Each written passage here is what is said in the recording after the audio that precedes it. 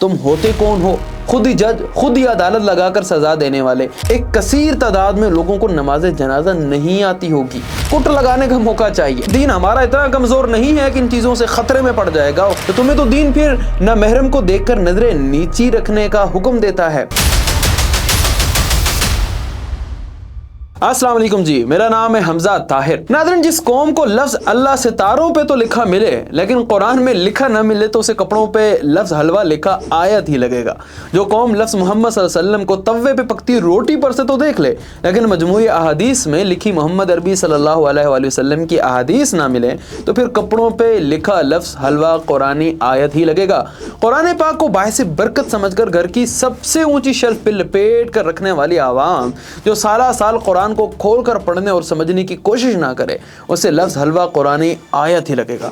ناظرین، کل اچھرا لاہور میں جن متقی پرہیزگار لوگوں نے اس بیچاری خاتون کو ٹریس کیا انہیں میں کچھ کہنا چاہوں گا کہ ارے بھائی، تم تو زہد و تقویٰ کے اعلیٰ مقام پر تھے نا، تم نے پھر کیوں اس نامحرم پر نظر ڈالی؟ کیوں تم نے ایک غیر محرم لڑکی کو سرتا پاؤ بغور سکین کیا اور پھر تم اس نتیجے پہ پہنچے کہ خاتون نے نعوذ باللہ کہیں قرآنی آیات والی قمیض پہن رکھی ہے؟ تم اگر دین سے اتنا لگاؤ رکھتے تھے، اتنی محبت رکھتے تھے تو تمہیں تو دین پھر نہ محرم کو دیکھ کر نظریں نیچی رکھنے کا حکم دیتا ہے۔ ناظرین، دراصل ہمارا معاشرہ جو ہے نا وہ فرسٹریشن اور پولرائزیشن میں اتنا آگے جا چکا ہے کہ بس کٹ لگانے کا موقع چاہیے، بہانہ ملنا چاہیے اور بس پھر دیکھتے جائیں کہ ہم کیسے اگلے کا بکھیا ادھیڑ کے رکھ دیتے ہیں۔ عام عوام جو اس مجمع میں مشتعل کھڑی تھی، میں شرطیہ کہتا ہوں کہ ان میں سے زیادہ تر لوگوں کو سیدھی نماز نہیں آتی ہوگی، کئی لوگوں کو دوسرا کلمہ نہیں آتا ہوگا، بنیادی اسلام کے مسائل نہیں پتا ہوں گے، لیکن ہم دوسرے پر کفر کا فتویٰ لگانے کے لیے چڑھ دوڑتے ہیں۔ میں شرطیہ کہتا ہوں کہ آپ کسی جنازہ گاہ میں چلے جائیں، ایک کثیر تعداد میں لوگوں کو نماز جنازہ نہیں آتی ہوگی۔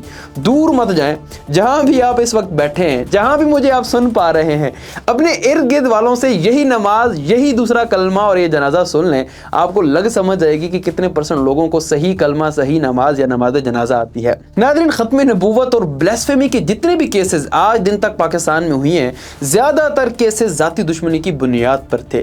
ریسنٹلی جو فیصلہ آباد میں چرچ جلایا گیا یا مشال خان کا جو کیس تھا، تمام کیسز بے بنیاد اور جھوٹ پر مبنی تھے، اور اگر کہیں سچ میں بلیسفیمی ہوئی بھی ہے نعوذ باللہ من ذالک تو بھائی تم ہوتے کون ہو؟ خود ہی جج، خود ہی عدالت لگا کر سزا دینے والے۔ کل کی کیس میں ایک ویڈیو سامنے آئی کہ کچھ علماء حضرات پولیس کی موجودگی میں اس بیچاری خاتون سے معافی منگوا رہے ہیں۔ میری ایسی کوئی نیت نہیں تھی اور یہ جو بھی ہوا علمی میں ہوا ہے، لیکن میں پھر بھی معافی مانگتی ہوں۔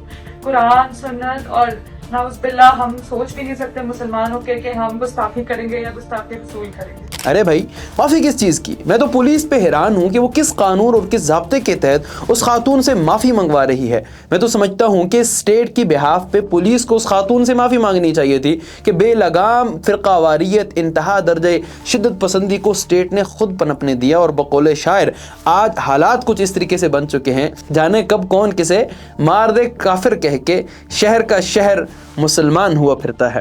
خیر ناظرین، میری علماء اکرام، ائمہ اکرام، مفتیان دین اور دینی جماعتوں سے درخواست ہے کہ شدت پسندی کو لگام دیں، اپنی گفتگو میں اس حساس مسئلے کو زیر بحث لائیں اور بتائیں کہ دین ہمارا اتنا کمزور نہیں ہے کہ ان چیزوں سے خطرے میں پڑ جائے گا، اور خدا نخواستہ سچ میں کہیں کوئی ایسا واقعہ پیش آتا بھی ہے تو عام عوام کا یہ کام بنتا ہے کہ متعلقہ سیکورٹی اداروں سے رابطہ کریں اور خود ہی عدالت، خود ہی جج اور خود ہی جلاد بن کر کسی کی موت کا سبب نہ بنیں۔